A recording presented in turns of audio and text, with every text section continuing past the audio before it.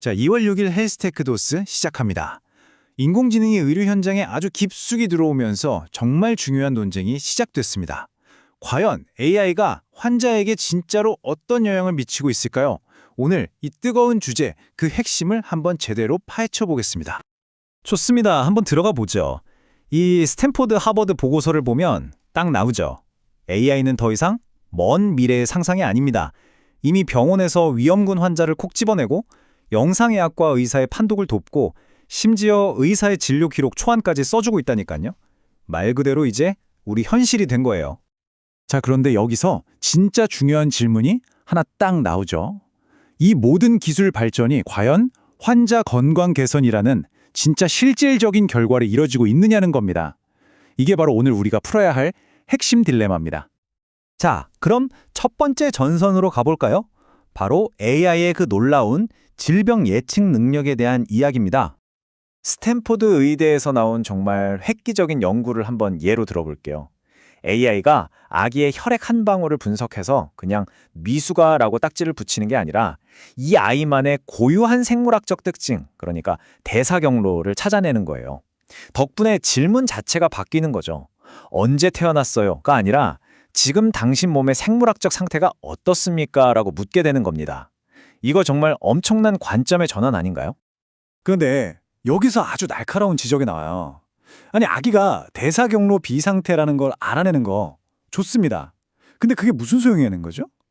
만약 AI가 그래서 이제 어떤 영양소나 약을 줘야 합니까?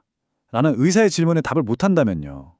이건 그냥 위기 상황을 좀 더 있어 보이게 이름 붙인 거, 그 이상도 이하도 아닐 수 있다는 겁니다. 자, 이제 논쟁의 무대를 좀 바꿔보죠. 물리적인 세계로 가보겠습니다. 아무리 뛰어난 알고리즘이라도 그 통찰력을 현실에서 실행할 딱 맞는 도구가 없으면 왜 힘을 못 쓰는지 한번 살펴보시죠. 여기서 하드웨어의 정의가 정말 흥미로운데요.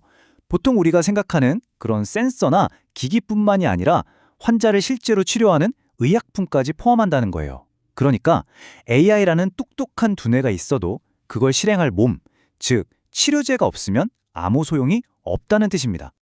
의학 인터넷 연구 저널의 스마트 클로스 프로젝트가 이게 정말 좋은 예시가 될 것 같아요.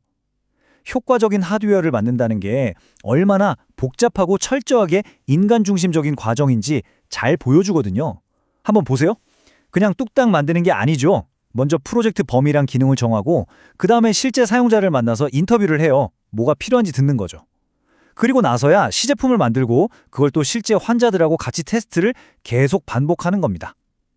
핵심은 결국 기술 그 자체가 아니라 이 기술을 쓸 사람, 그 사람의 진짜 필요에 집중하는 데 있다는 겁니다.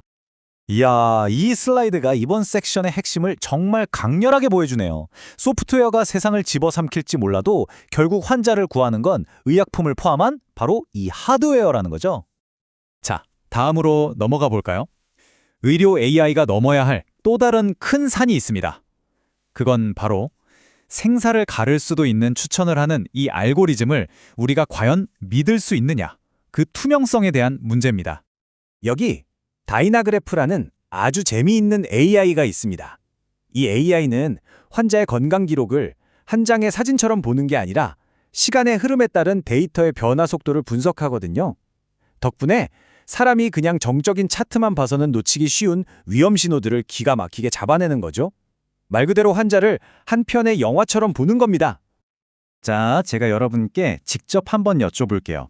만약 AI가 환자 상태가 나빠질 거라고 경고는 하는데 왜 그런지는 설명을 못한다면 여러분이 의사라면 그 말을 믿고 바로 개입할 수 있으시겠어요?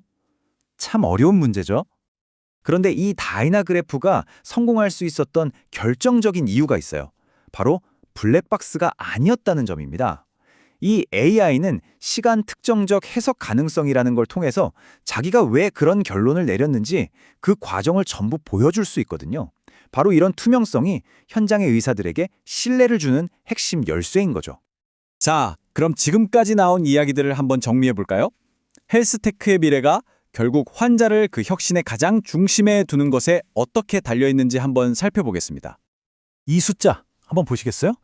1495억 8천만 달러. 정말 어마어마한 규모죠. 이 시장 규모 자체가 우리가 이 문제를 얼마나 신중하고 또 제대로 풀어야 하는지를 보여주는 겁니다. 그만큼 판돈이 크다는 얘기예요. 이제는요, 실사용 증거, 리얼 월드 에비던스라는 개념이 중요해지면서 데이터의 출처가 병원 안에서 환자의 일상으로 완전히 확장되고 있어요.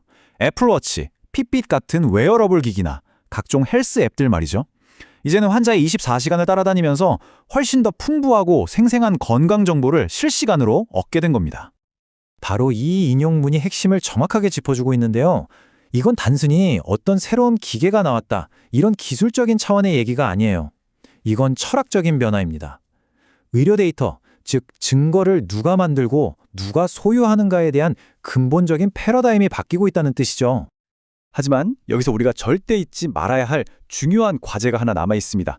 이런 놀라운 신기술을 만약에 모두가 공평하게 누릴 수 없다면 어떻게 될까요? 자칫하면 기존의 건강 불평등, 이른바 디지털 격차를 더 심화시킬 수도 있는 아주 심각한 위험이 있다는 점 꼭 기억해야 합니다. 자, AI는 분명 의료계에 정말 강력한 새로운 도구 상자를 안겨줬습니다. 오늘 이야기의 마지막 질문은 바로 이겁니다.